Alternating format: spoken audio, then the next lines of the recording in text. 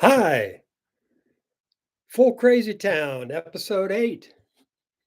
In case you missed episode 7, I got a warning from YouTube about medical misinfo. So they refused to post episode 7. I'll try not to make the same mistake twice. I should stick to the script, but a lot of times when I'm reading this, I just have to update, since um, a lot of the stuff is dated. And that's what I did. Not going to say what I did because I'll get one strike, two strike, three strikes, you're out strikes. And I am getting close to the end here. I'm on chapter 11. Kind of like I mentioned last time, um, the last 10 chapters are kind of hodgepodge stuff that I either didn't put in earlier or I wanted to update in later, and I didn't want to mess with what I'd already written. But chapter 11 is Clinton's and the Gates plus Chris Hedges. Now, uh, they're by no means in the same category except chapter 11. But here we go. In 1993, Vince Foster's suicide note was found, absolving the Clintons of any wrongdoing regarding fundraising.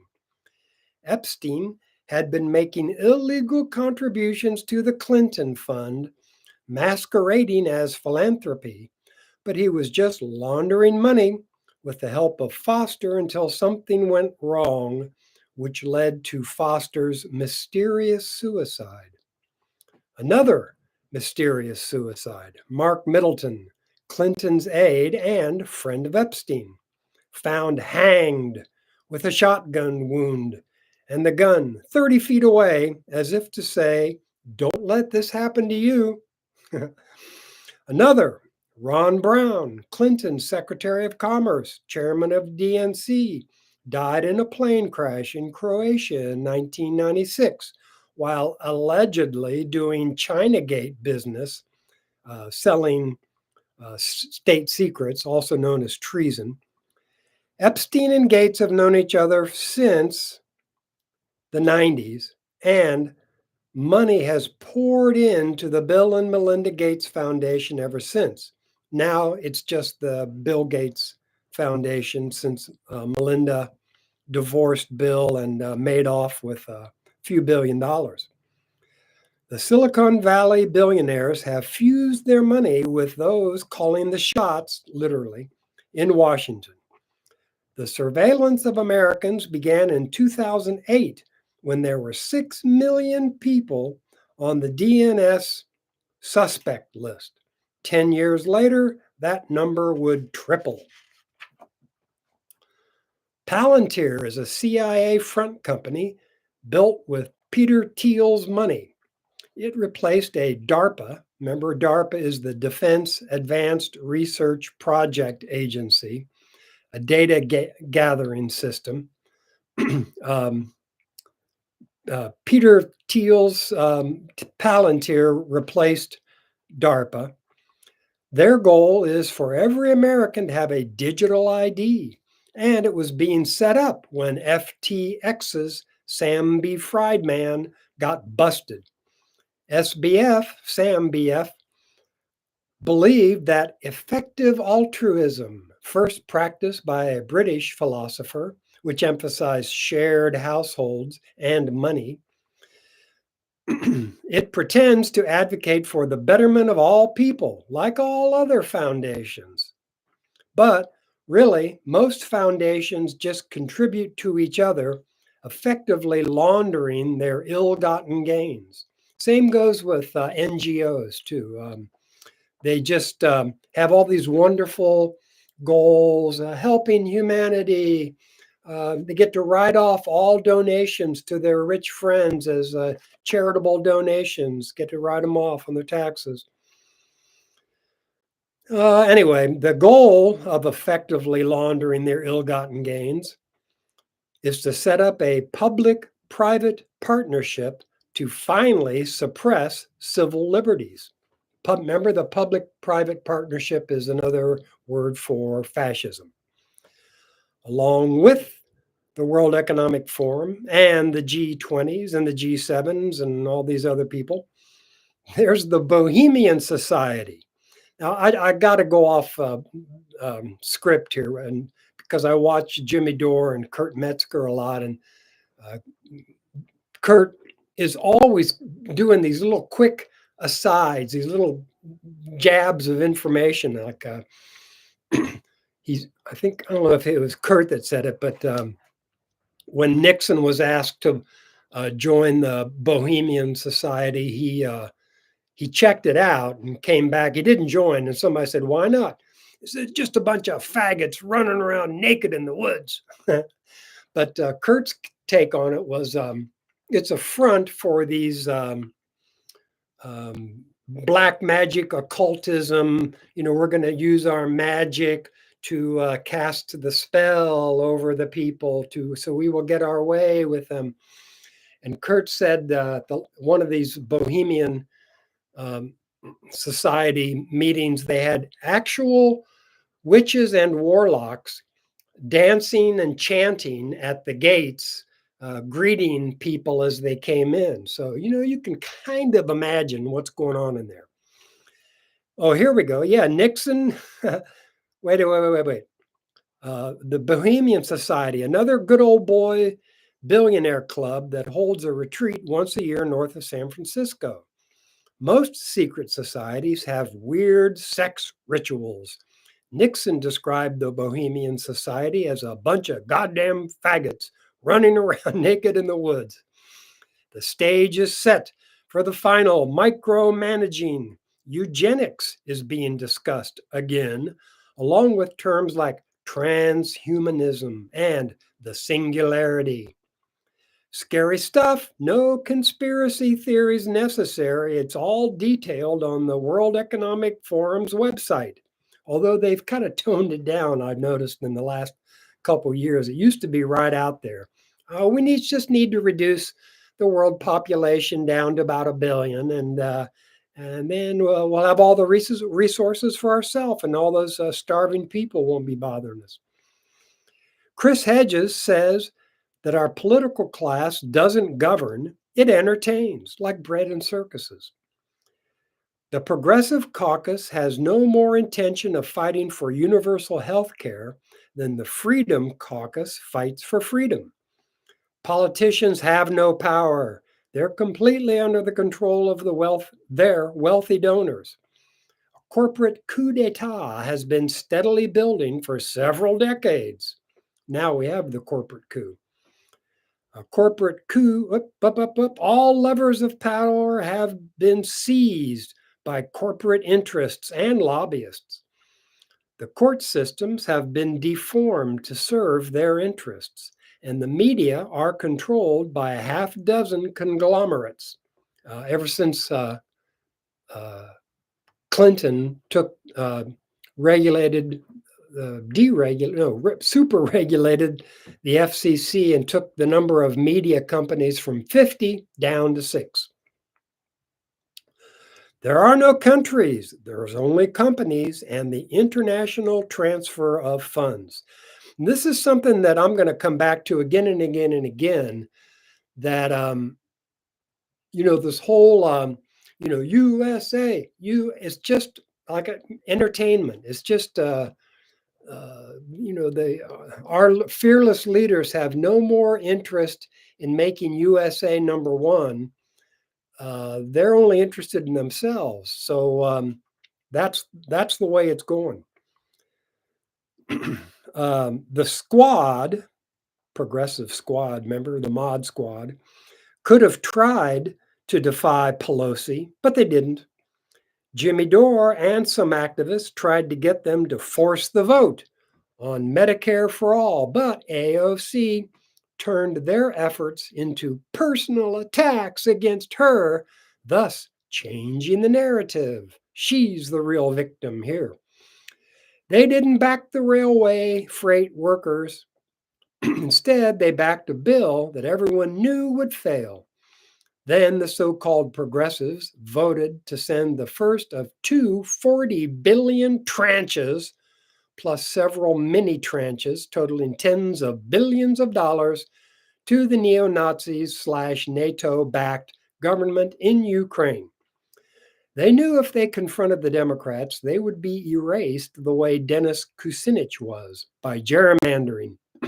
And then, when he ran for mayor of Cleveland, tons of dark money poured in to defeat him. The squad has been domesticated. Re-election monies come from the party leadership, and those who don't follow orders don't get money. Instead, they get opposition candidates who are well funded. Wall Street, fossil fuel companies, and the arms industry fund both parties, always giving a little more to the winners. Democrats speak in dulcet, reserved tones, while the Republicans use bluster and vulgarities, but both serve the same donors. Both parties, anti worker, going back to the Taft Hartley Act, enacted in 1947, it restricted the activities and power of labor unions. Clinton's NAFTA GATT destroyed America's industrial base by shipping jobs overseas and over the border into Mexico. Empires are built when institutions are seized and profits redirected towards a tiny cabal of oligarchs and corporate billionaires. In other words, we live in a plutocracy. Governments become entrenched, paralyzed, can't respond even in a minimal way to human needs. Such social monstrosities are created, like Trump, DeSantis, Pompeo, and the Freedom Caucus. Then the Democrats act just as monstrous, and then they say they are the lesser of two evils while funding forever wars and genocide. Political parties resort to demonizing each other 24/7 because they have no other purpose. Democrats use the hatred of all things Trump to distract their voters away from substantive issues when the Dems in Congress are perfectly willing to tolerate him again for the next 4 years. That's why I think Trump won. The Democrats need somebody to blame for all their screw ups. And so, Trump, he may not be loved by the deep state. I think they're the ones that tried to blow his head off. But I don't think the Democratic National Committee really minds it that much. I mean, Hillary did. Hillary couldn't believe that she lost, but I don't really think anybody expected Kamala to put up a good showing. Trump is good for media ratings, just like in 2015. He is a war pig, although he didn't start any new wars when he was in office. He did move Israel's capital from Tel Aviv to Jerusalem to keep his campaign chest full and to keep the Zionists in his camp.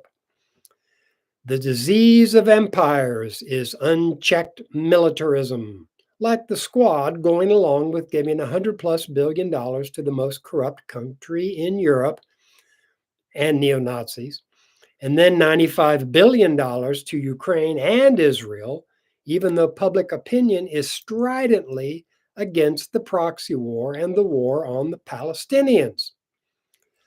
The fact that so many Democratic liberals are in favor of both wars just shows how successful the propaganda machine is. Chris Hedges calls it woke imperialism. Leftists backing up governments, no matter how crazy the ideas, the plans, the schemes. Lockdowns? What's the worst that could happen? Answer: economic and social ruin. Mandates? Well, we do want to be as safe as possible. So what if thousands of anti vaxxers get fired and have their lives ruined? They're deplorables. Flirt with WW3? Why not?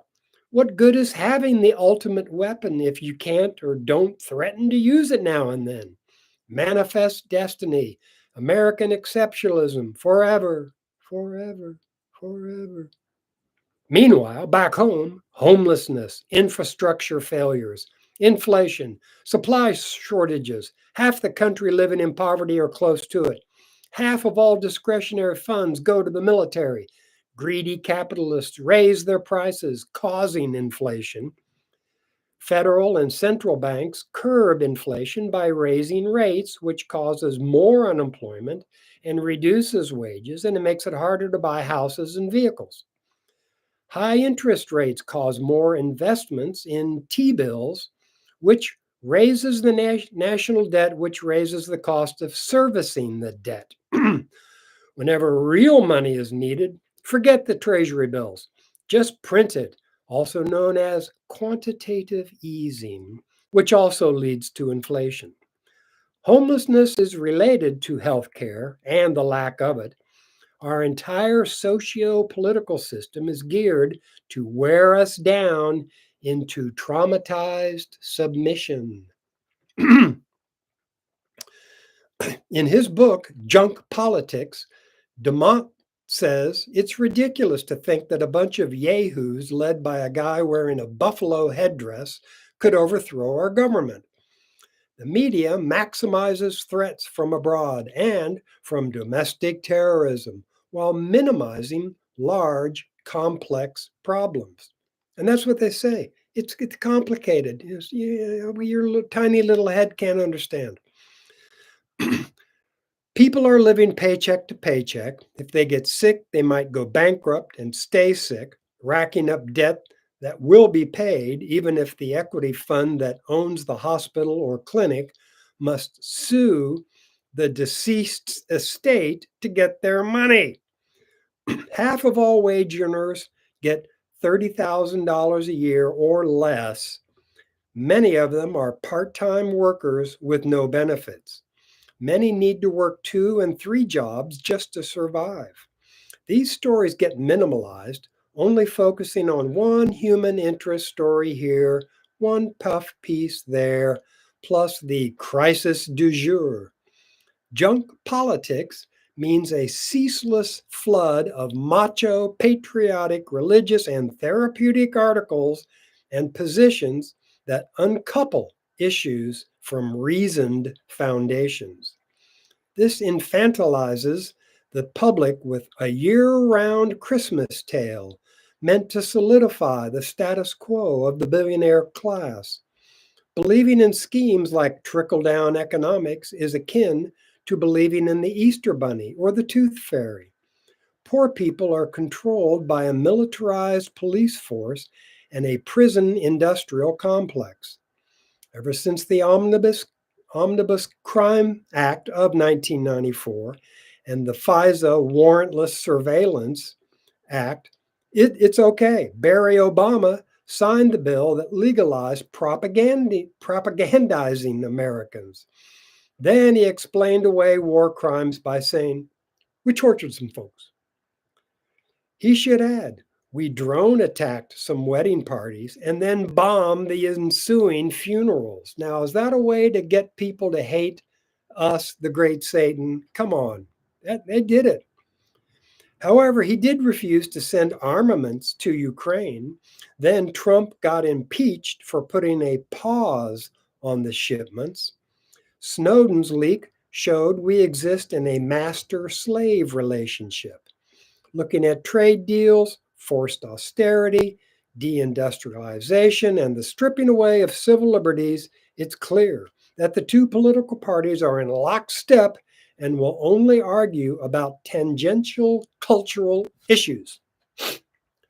Other countries are taking the militarized police state one step beyond any other democratic society. France, Canada, Australia, and Israel are restricting personal rights and liberties. Massive protests are pushing back, but the authorities just dig in their heels. Many Israelis simply gave up after months of street protests against Likud's plan to bring their Supreme Court under government control. They just packed up and left, making the ruling party's job that much easier when it came to reacting to the Hamas attack on October 7th, 2023. However, Bibi's drive for his final solution has led anyone in Israel who has two passports into getting out of rocket range as soon as possible. This has caused a drop in their GNP and a tanking of their economy, which has led many commentators to describe this as the end of Israel. And I'm going to have to insert something here. I hope I don't get censored, but I was on a podcast with an offshoot of the Blackout Revolutionary Network, and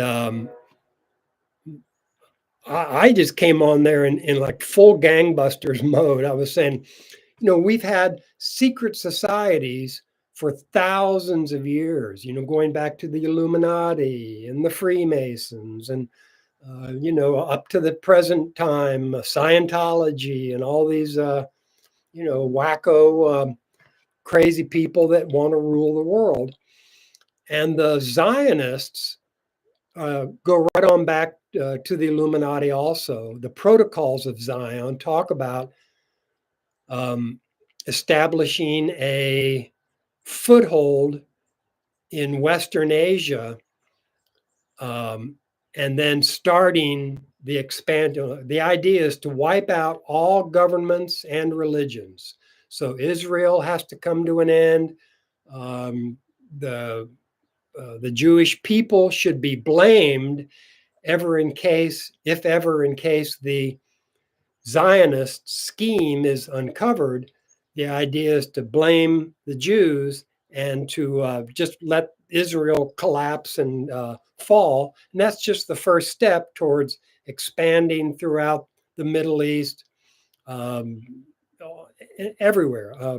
Take down governments, take down religions, and establish a new world order. Chapter 12. We have some opposites. I'm not quite sure what I mean by that, but we have some jokes.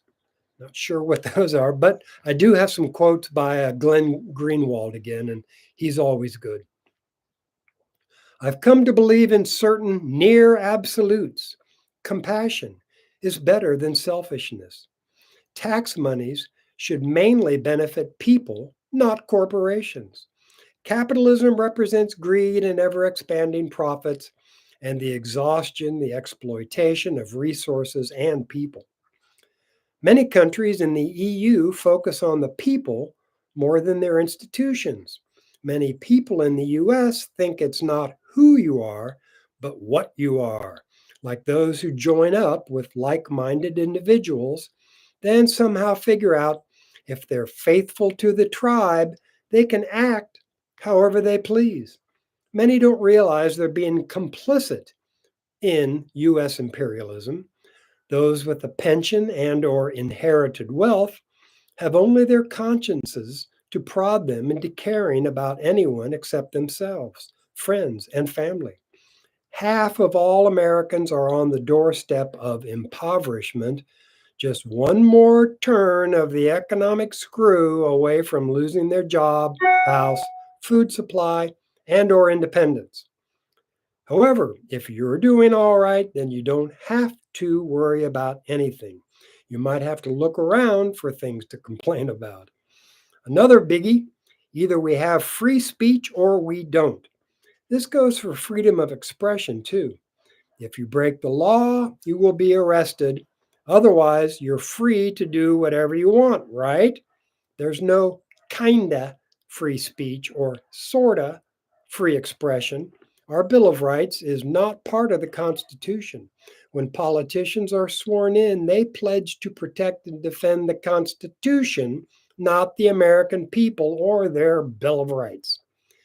Cops have their motto, protect and serve, but it doesn't mention who they're protecting and serving, but we can guess. The Democrats say they want to protect all oppressed minorities from hate speech and hurt feelings, but the real idea is to curry favor with various groups to get them to be loyal to the dominant narratives. In return, the censorship industrial complex promises to restrict speech, stifle all questions and criticism, basically guaranteeing each group the top spot on the, remember this? The pyramid of power. However, the favored groups need to pledge total loyalty in return for being the preferred minority. This loyalty was put to the test when the war on Gaza began. Many young people have been trained to support oppressed minorities and their issues like racial and gender concerns. So when white people in Israel start bombing people of color, their loyalty wanes. Still, the oppressed minority lip service in this country continues as media and government figures seek to equate being pro Palestinian with being anti Semitic. A glimmer of hope. Students and faculty at more and more universities are protesting louder and louder. There is the expected pushback from agent provocateurs, infiltrators, and government informants who strive to label all anti war protesters as dangerous radicals. There are reports of counter protesters being paid by Hollywood celebrities and Zionist billionaires to attack the peaceful anti genocide demonstrators, like what happened with the Seinfelds paying the goon squad to attack the UCLA protesters. In this country, the minorities are still given cover from criticism and questions. Even joking around is off limits. Any out of bounds humor, political satire, ridicule, or parody is taken as hate speech and or domestic terrorism. Grr. Some of the first critics, this is a great line. I got this out of the book, something like it's called The 10 Warning Signs of Fascism. I read it like about 5 or 7 years ago. Anyway, this is from his book. Some of the first critics the Nazis took out in the 1930s were the cabaret owners and the comedians who made fun of the Nazis. See, they just hate ridicule. Urgh, boy, I'll take you out. You know, Kristallnacht style. They really don't care about the women and children in Afghanistan. Otherwise, they'd release the $20 billion owed to the Taliban. They really don't care about the women protesting in Iran. Otherwise, they'd lift the sanctions, plus the sanctions in dozens of other countries worldwide. They really don't care about the transvestites in Guatemala. They're just pushing values on poor conservative Catholics instead of helping them. The $1.7 trillion budget in December 2022 includes $200 million for a gender equity fund in Pakistan. 200 million. In 2020, the 2023 military budget includes monies for transgenders, meds, and surgeries. The military budget, $1 trillion. Every mass shooting of oppressed minorities is immediately weaponized and attributed to right-wing conservatives. Omar Mateen's shooting at the Pulse Club in Orlando was seized upon in 2016 as a campaign issue. It was instantly labeled as a homophobic hate crime, even though there was zero evidence to prove that.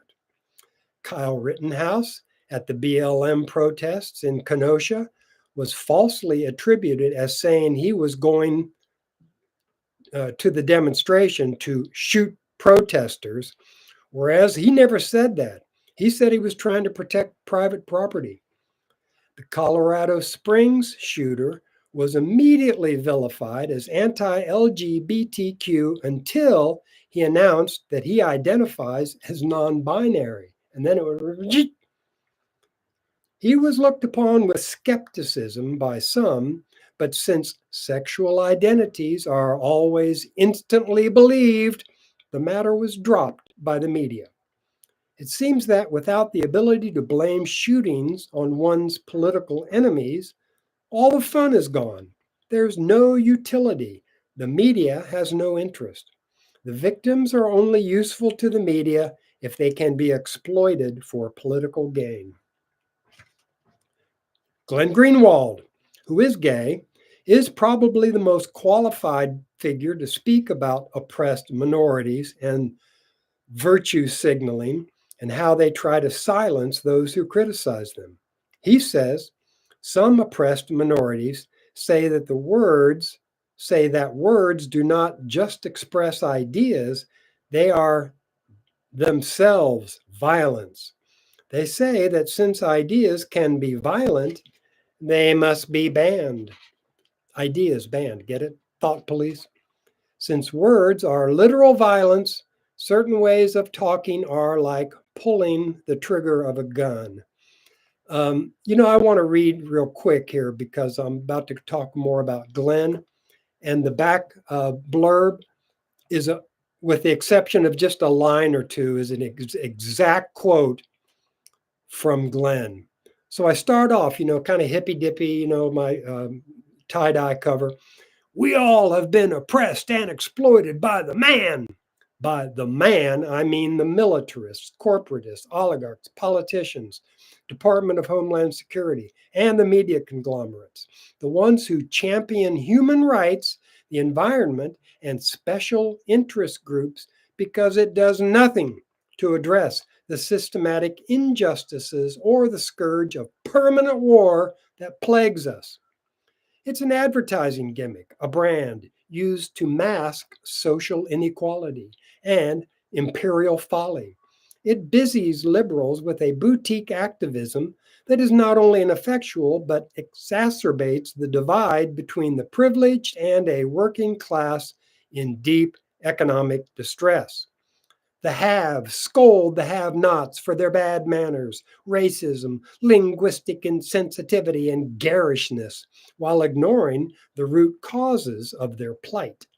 The have nots are getting tired of being disrespected, so they're voting for anyone who's not a Washington insider because the insiders have proven themselves to be corrupt militarists intent on following their hegemonic goals to the ruination of us all. And I think the only thing I really changed in here was Glenn said the ones who champion human rights, the environment, and identity politics. And because I got so much pushback from friends, I kind of ran some ideas by them. And anytime I mention identity politics, all my friends said, "You are going to make so many enemies." I'm here in Eugene, Oregon. I describe it as the shit lib capital of the universe, California notwithstanding. And so I did change identity politics into special interest groups because I emphasize that a lot.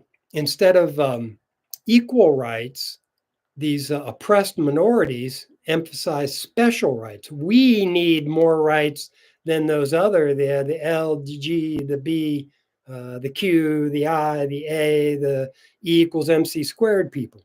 Anyway, let's just get through this. Domestic terrorism is getting attached to everything from political satire to questioning, ridicule, and criticism. Joking around is a way of bonding, of busting each other's chops. If jokes come to be associated with domestic terrorism, it's going to be a nasty world fast. Glenn goes on. We need statesmen who provide historical perspective. Yeah, context. Remember that stuff? They think about what's best for the country, not belligerent issues like how well our armies can fight. Think tanks funded by big biz advise the government about what's best for the country. But how can we justify increased surveillance since 9/11 and increased control since the pandemic or increased overseas military involvement since the wars in Asia, the Middle East, and Eastern Europe? Glenn describes our foreign policies as clubbing baby seals. Right? That's about it, just too easy, to take on a real problem. And he goes on and on about Russia, a superpower who doesn't want war with us. Russia is stronger today than ever, so the NATO plan to bankrupt Russia, like they did in Afghanistan in the 80s, has backfired. Our leaders' national pastime seems to be how to drag people into conflicts in Europe, Asia, and Africa. How to ramp up fear and keep it up. How to control the daily talking points all the time on all media. How to get people to vote for the lesser of two evils. Again, China has become a target for military conquest. China isn't a martial culture. There's no justification for aggression. They are not concerned with imperialism. Russia is no longer the USSR, but still, some people yell, they're autocratic, to which comes the reply, so are we. Every autocrat would like to maximize their power, but only the US is willing to wage wars and threaten annihilation all over the globe to accomplish their globalist goals. The proxy war in Ukraine is not in the interests of most Americans, and independent polls put the number as 2-1 against it. Europe is being harmed beyond repair. Actually, I just heard Ukraine just passed 1 million dead. Wars need war hawks to drum up support. Madeleine Albright said she wanted war even if kids died. Waging war with no willingness to talk is a war crime writ large. The national perspective seems to have shifted away from racial superiority, dominance over the Southern Hemisphere, to moral superiority. English-speaking people have come to believe they are the superior race, better than the Untermenschen, which is the name Hitler and the Azov Battalion used to describe their enemies to be conquered and subjugated. The under people, undermen, Untermenschen, the superior race. The Zionists call the Palestinians subhuman. Some Jewish students on American campuses say they feel unsafe due to the conflict in the Gaza Strip. However, that becomes a hard sell for many Americans who don't see U.S. support for Israel as being in their own best interests. Where's our democracy? I don't know. Chapter 13, Unelected Authoritarians and More Obfuscation. Oh boy. Once Allen Dulles and McGeorge Bundy got their feet in the door of political power, it was hard to give it up. The fact that this plot has gone on as long as it has is remarkable. That's what I'm doing, remarking on it. I think it just reflects how effective their corruption, militarism, and psyops have been. These permanent power brokers are literally calling the shots. They operate outside the government control, although most Democrats and Republicans are all in with their hegemonic plans. So, the power brokers it could be just the deep state, another way. And so, most Democrats and Republicans, whatever you say, I don't want to, like Chuck Schumer said, deep state has 6 ways from Sunday to getting back at you. So Trump better watch out. And that was before he got shot. As their power increased and they began controlling the media, they decided to go all out. A federal judge in Brazil called for the banning of YouTube and Rumble. Both feature Glenn Greenwald's program, System Update. This was another volley by Brazil's former president, Jair Bolsonaro, at Glenn. In June 2019, Greenwald published leaked conversations between senior officials involved in Operation Car Wash, a corruption case. These conversations appeared to show the investigating judge, Sergio Moro, acted prejudicially. Sorry. Where am I? Now I screwed up. Acted with prejudice towards Lula, preventing him from seeking a third term.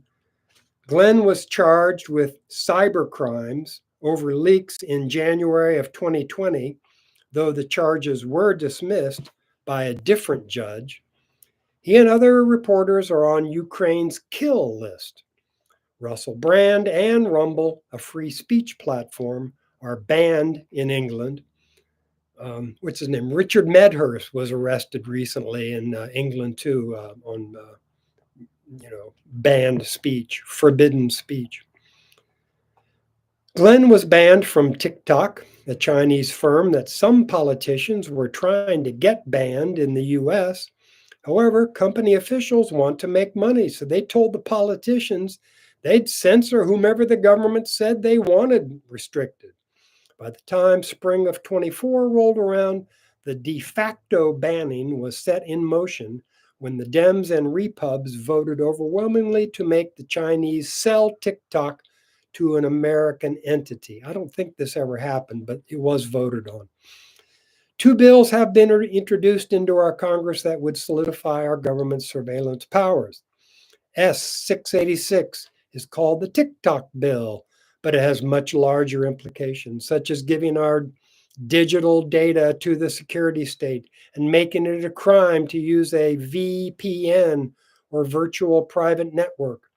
It would also restrict the emergence of security threats to technology, U.S. national security, and U.S. citizens, a very broad mandate. Other plans involve equating dissent with domestic terrorism. And this is the clause that England, Australia, Canada, other countries have really keyed in on this. They started by censoring the right wing, and the left wing went, yay! But when they started censoring the left wing, the voters and other so-called lefties just sort of went, yeah, they probably deserved it. This is already happening in Atlanta, Georgia, where demonstrations against a planned police training center costing $90 million turned deadly. Police poured 27 bullets into one protester as he slept in his tent. Then they arrested 47 others, charging them with violations of the anti-mob RICO laws and domestic terrorism. Dissidents like Greenwald can get into the government's radar very easily. Glenn and his husband, David Miranda, a left-wing congressional representative, they received death threats, homophobic harassment, and litigious threats from the supporters of Bolsonaro due to Glenn's reporting. David passed away in the spring of 23 from an undisclosed illness, although his symptoms were like those associated with poisoning. Mid-January 2023, a federal judge in Brazil shuts down YouTube and Rumble, both platforms for Glenn's Daily Show and Call-In. Just like Trump getting booted off Twitter, the federal judge in Brazil who shut down these outlets was possibly just testing the waters for more censorship. If this act is allowed, the domino effect is on, and more countries will start cracking down on free speech, dissent, domestic terrorism. The Church Commission was formed in 1975 to study government operations with respect to intelligence activities against civil rights organizations, dissidents, and ordinary citizens. Some changes were made, but today we're seeing them ignored, especially since the Patriot Act was passed. However, a new church type of committee was formed to investigate government abuses and misconduct, but odds are that not much will change. And indeed, not much did change. International censorship is closing websites and podcasters like Rumble in France and Brazil, Russell Brand and Richard Medhurst in England, and Jackson Hinkle, who got kicked off of YouTube, who has more followers on Twitter X than anyone else. Jackson is still into MAGA communism And he's making a great run. I must admit, he's making a really great run. And I do believe he is trying to hold Trump accountable for getting us out of the genocide business. Matt Taibbi, Michael Schellenberger, and Alexandra Gutenberg began publishing documents provided by a whistleblower about the Cyber Threat Intelligence League, or CTIL. It was created in April of 2020 by the Cybersecurity and Infrastructure Chief Chris Krebs to counter COVID disinformation. Careful, Stephen, don't get banned again. But the new documents reveal a far wider scope. The COVID vaccine is safe and effective. I learned that from Jimmy Dore. Safe and effective. In late October 2023, Consortium News filed a lawsuit against the USA and NewsGuard Industries, describing a state funded effort to label, defame, and stigmatize, in quotes, media organizations that oppose or dissent from American foreign policy, close quotes. Now, a pair of conservative media outlets, The Federalist and the Daily Wire, have filed a bookend suit to match the Consortium News action. This time, the defendant is the Global Engagement Center, the State Department organization ostensibly dedicated to countering foreign sponsored state and non state propaganda. The suit alleges that the Pentagon sponsored NewsGuard and UK based Global Disinformation Index as censorship enterprises targeting domestic speech in direct violation of its charter. Adam Schiff, the main proponent of the Russia Gate conspiracy theories, at the time he said he saw definitive proof of Trump's guilt. And the new church type committee was just a distraction from the January 6th investigation. However, this latest investigation says it's going to look at other examples of overreach, like military incursions in Syria, Yemen, Somalia, and Libya. Adam Schiff is correct when he says the Benghazi investigation was just partisan politics, but he's just referring to the Democrats' version about what happened. Yes, several officials at the embassy were tragically murdered, and Schiff accused the Republicans of investigating to hurt Hillary's numbers.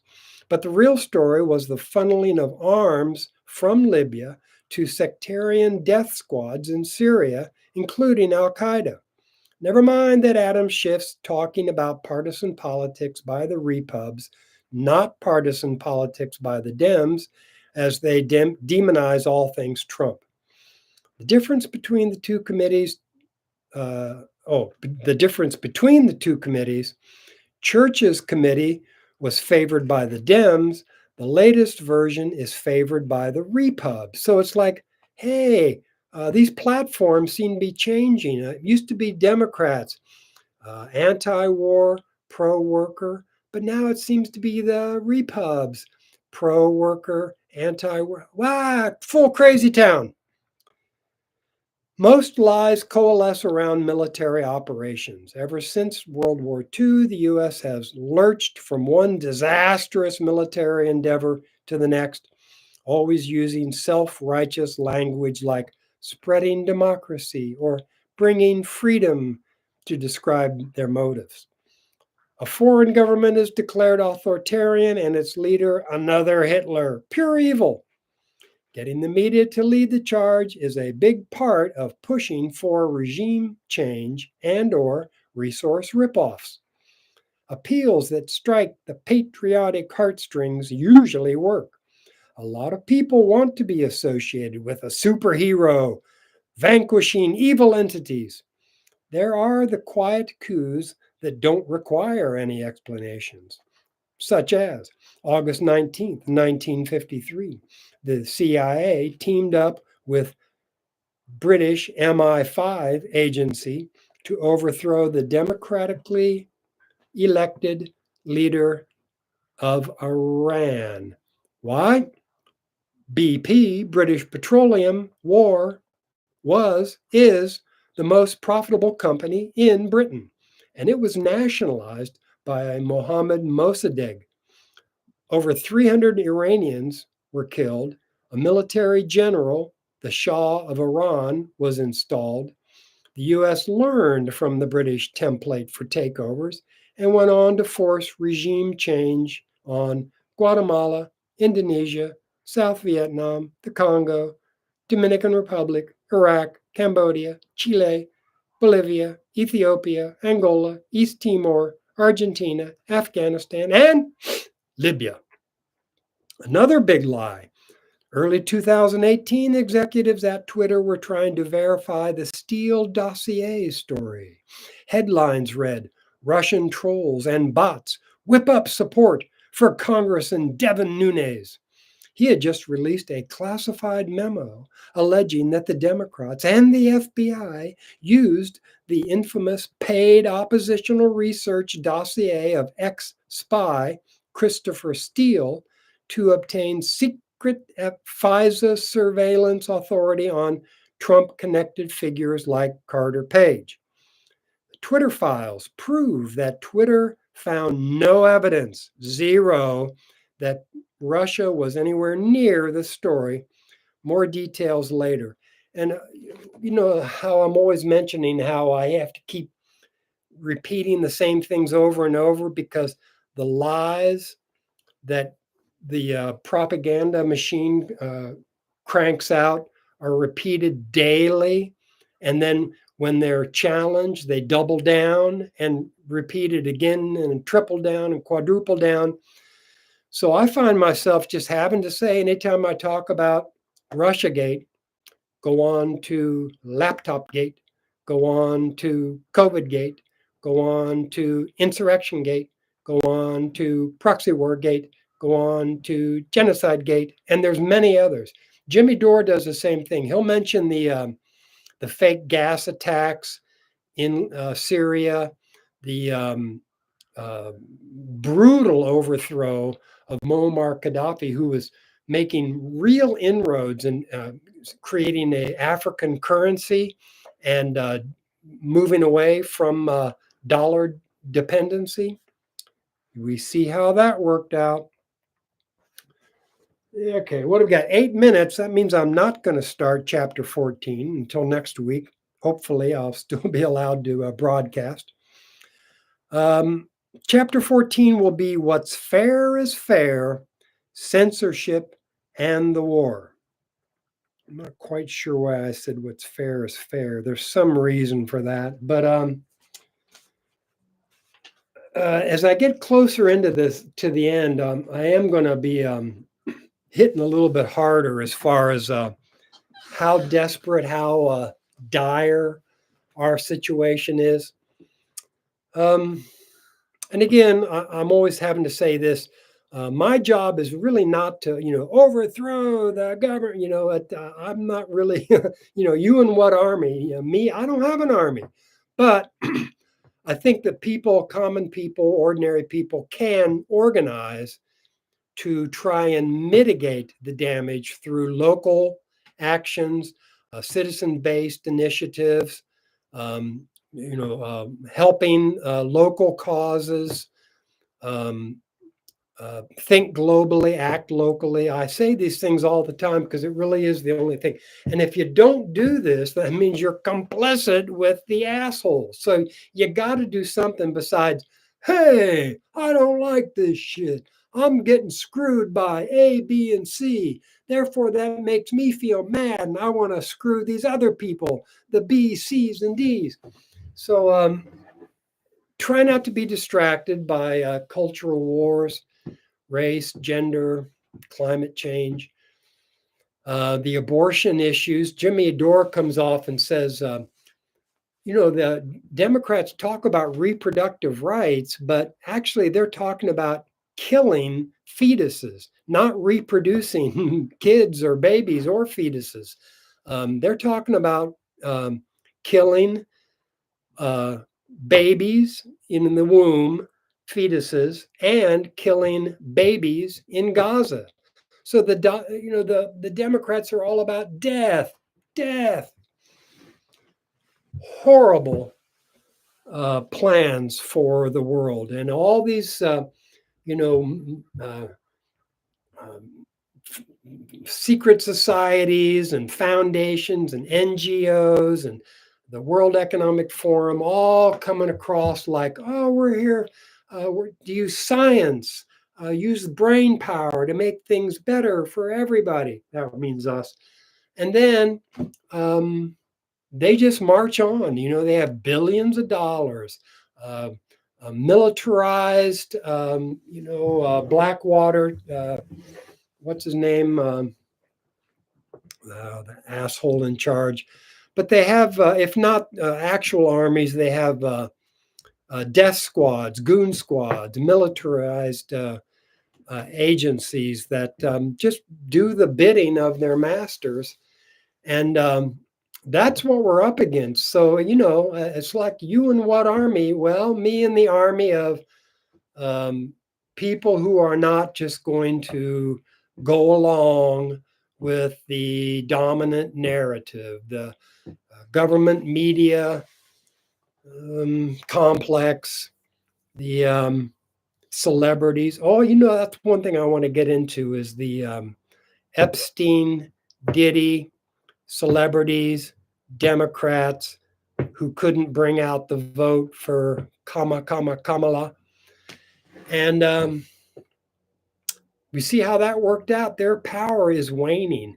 Oh, and there's another guy, the head of the DNC a long time ago, John Podesta, his buddy, got arrested for raping babies, ties to Hollywood, ties to celebrity, ties to the sex trafficking, child sex trafficking agencies. And so now things like Pizzagate, hey, that shit was really happening. So it's not just conspiracy theory. Remember, it was John Dulles who said in 1962, when people were questioning JFK's assassination, that they were just a bunch of conspiracy theorists. Well, conspiracy is when two people or two groups get together and talk or conspire to get things done. So a conspiracy theory is just people wanting to do things, to get things done, maybe to get justice or a degree of economic parity. Who knows? Anyway, that's it for now. And also, I want to mention that right as my show ends here in about 2 minutes, Due Dissidence show, Sunday show, starts 7 p.m. Eastern Time, 4 p.m. Pacific. So I expect anybody who's watching here to tune in to Keaton and Russell. They're really good dudes. And I am going to get another advertising blurb on their show this week and talk about some more stuff, kind of like what I was talking about today. But I've only got so much time. And I want to thank everybody for tuning in. As I get to the end of my book, I want to get more into my solution. So I really want to beseech listeners to let me know if they have friends, family, acquaintances that they're trying to win over and to pop them out of the culture wars and into the economic equity wars. So if you haven't checked it out already, go to fullcrazytown.com, read about my book, my podcast, my solution to this stink mess called Reconnect Over Coffee. What kind of coffee, you ask? 1775 coffee, of course. So, guys, like I said, I appreciate anybody who's watching. Stay tuned for more Full Crazy Town stuff, and uh, stay strong, fight the power. Thanks. Bye now.